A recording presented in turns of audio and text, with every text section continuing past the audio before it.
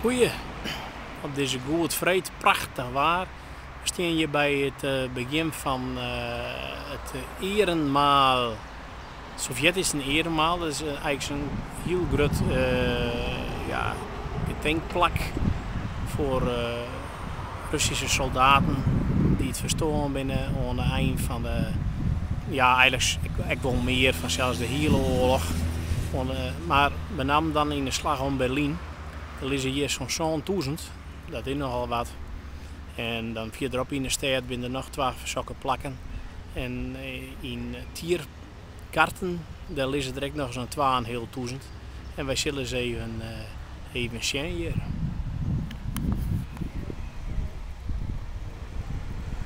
Dit is dus het begin.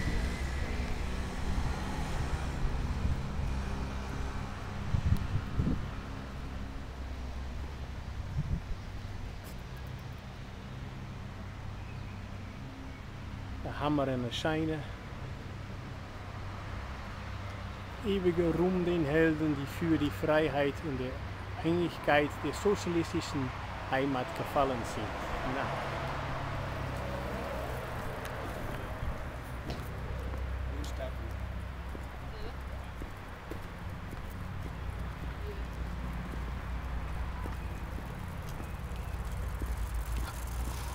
Ik ben Jood meer mensen die het even opziekje vanzelf. Ik zei, Peerske komt eraan en lang weekend vrij. Maar het is hier echt skient me. Ik kan mijn haast zeggen om maar eens als poëet te spreken. Ach, vogeltjes. Het is prachtig. Smoek, schaatsen, biem te green. Ik kan wel zeggen. Oeh, de wonden komen al van het front. Oh nee, het valt nou wel wat daar. Kann man schlechter fahren, das sind ja so die Menschen.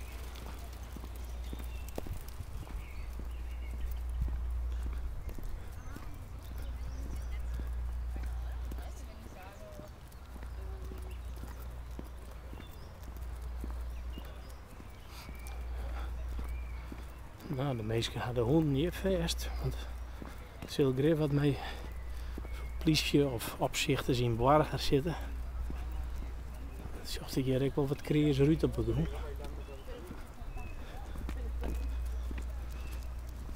In 1949 is dit alles opleveren.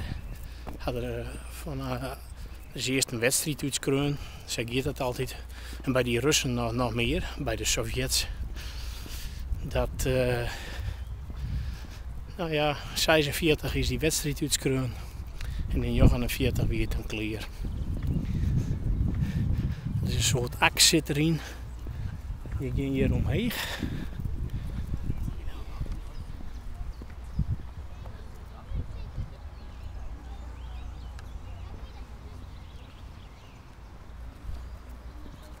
Er is nog een ingang of uitgang. Nou, je kent hier. Nou, we rennen toch maar eens even in het midden. Kijk, Russische toeristen meer op het zuid. Dit, kijk eens even. Schermwallen vanzelfs. Oh, het is echt prachtig waar. Ook net nog eens een keer te zien dat kun je hem. Oh, bij hem die bogen. Mooi, dat is hier echt prachtig. Hier in begin februari, eind januari is ook al. Maar de sfeer is toch wel heel verschillend. Om het maar eens eufemistisch te zeggen.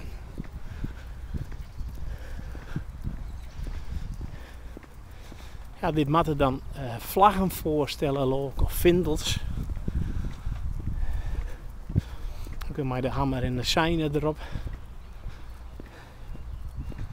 Hier zitten 2 soldaten zitten erbij, om beide kanten. Het had echt wel wat mythisch. Ik vind altijd, vaak ken je misschien die strip van het keizerrijk Trigië, opkomst en ondergang van het keizerrijk Trigië. Ik weet niet, die figuren die hadden er wel wat van. Het is zo grut alweer, het is zo typisch. Meestal is er een paar bloempjes bij, een paar tulpjes. Dit is de grote soldaat. Machinegeweer. Dit is een helm.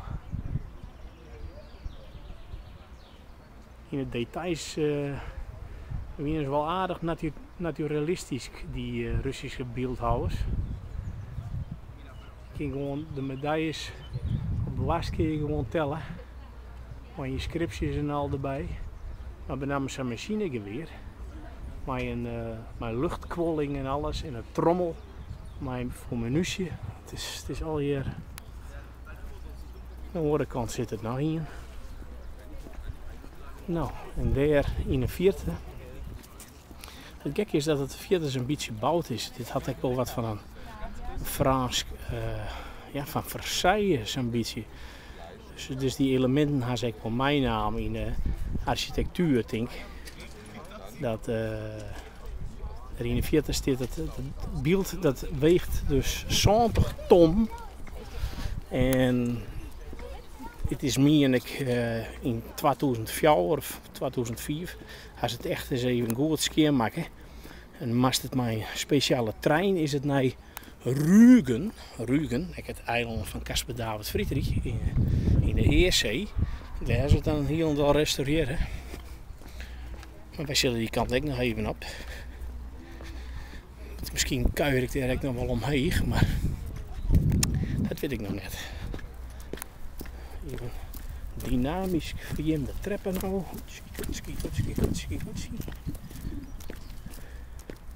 Aanstap in maaien en njoggen maaien. Dan vieren de Russen ook dat kreeg de oorlog dan alweer, nou ja, dat Nazi-Duitsland echt af verslaan is. Met even zien wat het is. Dat meer wat van de marine trouwens. Speciaal voor. Ik zag een vuurtoken en Geroja Slava Vesnaya Pavishim.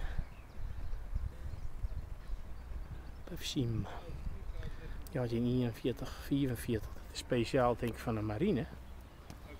Slava, wit. Ja, dat weet ik wel. Ja, deze kun je weer onder die kind wel lezen. En dan weet hij nog net altijd wat het budget. En eromheen staan trouwens al je beeldhouwwerken. En die heb ik wel een eigen verhaal te vertellen. Het zijn een soort reliefs. Ik zou zeggen beeldhoudkundige inscripties. En die is echt wel mooi. Die spreken eigenlijk voor haarzelfs. Daar hoor ik geen woorden bij. Daar had ik wel overeenkomsten met het werk van Goya. Verschrikkingen van de oorlog. Nou ja, je zag het hier wel op. Een vrouw met een beentje. En de onmacht bij een bombardement. Op al deze... Misschien het is beter even mijn beetje. Het skaat. Zo de vleentuur. Inslagen van de bom. Heel plastisch.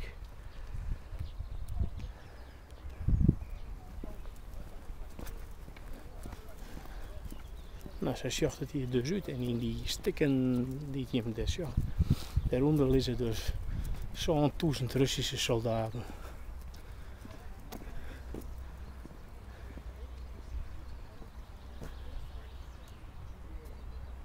Nou is het vanzelfs, ik zei dat de Duitsers als best een keer gingen in Rusland. Het is echt verschrikking geweest, de terror des grauwen hier dat hier net vergees. Aan de andere kant moet je er wel bij ondertekenen dat de Russen dus eerst voordat de operatie Barbarossa begon, en dat wie dus in 1941 dat er eerst wel even aan alle kanten gaat, er wie eerst vrede met Duitsland sletten. Hè? Dus daar zitten jaren gaan ze Polen opdeeld. Dus ja, tja. Maar ja, wat is er wel fris in de oorlog? Of om macht. Zo, eigenlijk naar de kop van Lenin. Er zit wel een mooi perspectief in hier. Die soldaten die naar daar komen. Maar ja, het is een soort bielzende retoriek vanzelfs. Maar al die elementen erin die ik altijd weer omkomen. Je zag ik daar, had je dan 3 groepen in de oorlog. Je had dan de marine. De infanterie. Er zit ook nog eens een boer bij of een arbeider, ik maar een geweer. En daar hebben we dan het hele grote beeld van de soldaat met het grote zwart, een beentje op een jerm en ondertussen te briezelen er een hakenkruis onder zijn voeten. Dat is misschien de zin aan deze kant op is net te zien. Maar we zullen ook nog even omheen. Maar even de sokken erin. En vandaar nog even het uitzicht. Want dan hebben we een behoorlijk lang eindhoorn. Ik zit omheen. Er is nog een soort van schildering aan de binnenkant. In een Ipsis heet het eigenlijk meer. Het heeft vanzelfs wel met communisme aan de ene kant. Daar is het correct alsof ze. Maar eigenlijk is het heel kerkelijk al hier.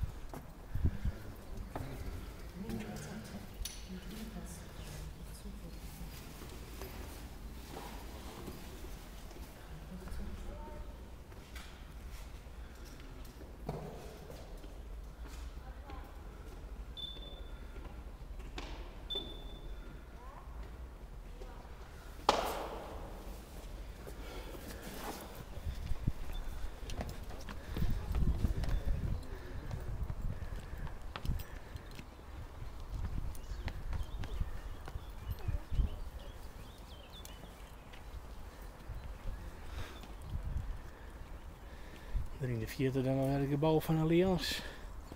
Verzekering zit altijd terug. Even kuiten er even omheen.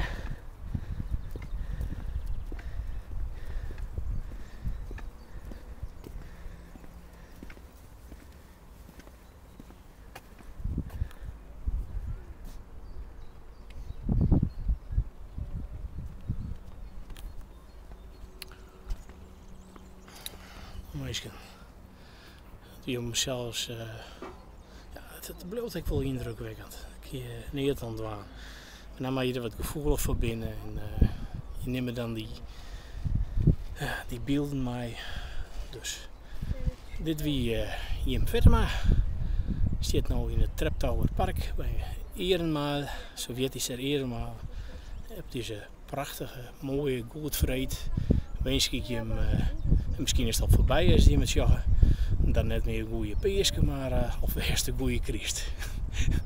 Nou, Pinksteren zie je direct nog. Nou, goeie.